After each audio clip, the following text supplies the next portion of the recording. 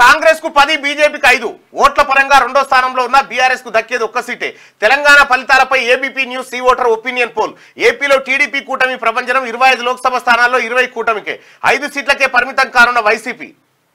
కాంగ్రెస్ కు 10 ఎట్లయితుంది? ముఖ్యమంత్రి రేవంత్ రెడ్డి గారు బాధ్యత తీసుకుంటూ 14 సీట్లు పక్కా కాంగ్రెస్ పార్టీకి.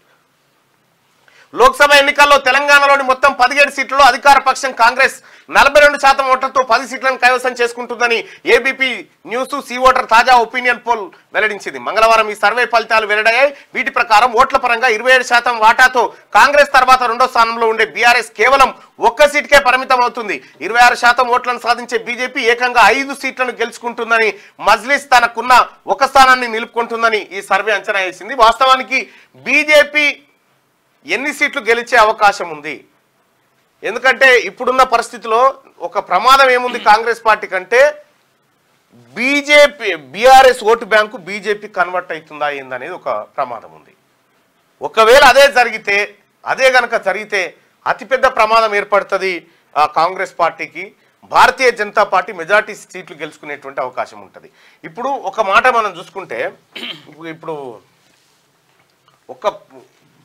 ఒకవేళ ఇది జరిగితే కనుక బీఆర్ఎస్ పార్టీ గడ్డం గాలినా సరే కానీ పాలన దుడ్డమేయొద్దు అన్నట్టుగా, ఇప్పుడు కేసీఆర్ కాంగ్రెస్ తో పంచాయతీ కానీ బీజేపీతో ఏం పంచాయతీ?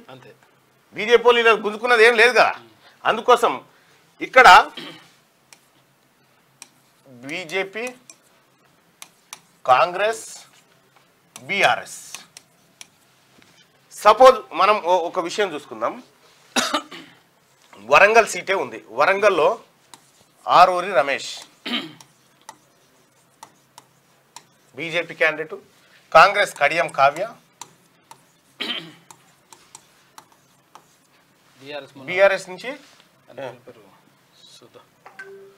అయితే ఒక నామమాత్రపు క్యాండిడేట్ అనుకోరాదు. ఈ నామమాత్రపు క్యాండిడేట్ ని పెట్టడానికి కారణం ఏంది?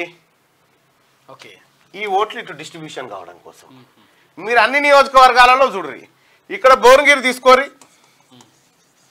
భువనగిరిలో క్యామల్లేసిని పెట్టిన క్యామల్లేసి ఎవరికి తెలియదు. ఇక్కడ బీఆర్ఎస్ నుంచి ఏమైంది?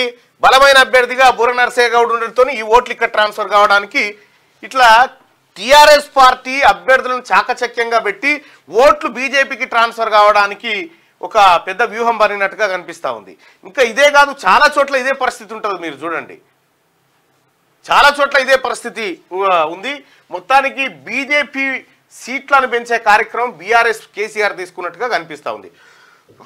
ఒకవేళ ఇది కనుక ట్రాన్స్ఫర్ అయితే కాంగ్రెస్ పార్టీ కొద్దిగా కష్టం ఉండేటువంటి అవకాశం ఉంటుంది.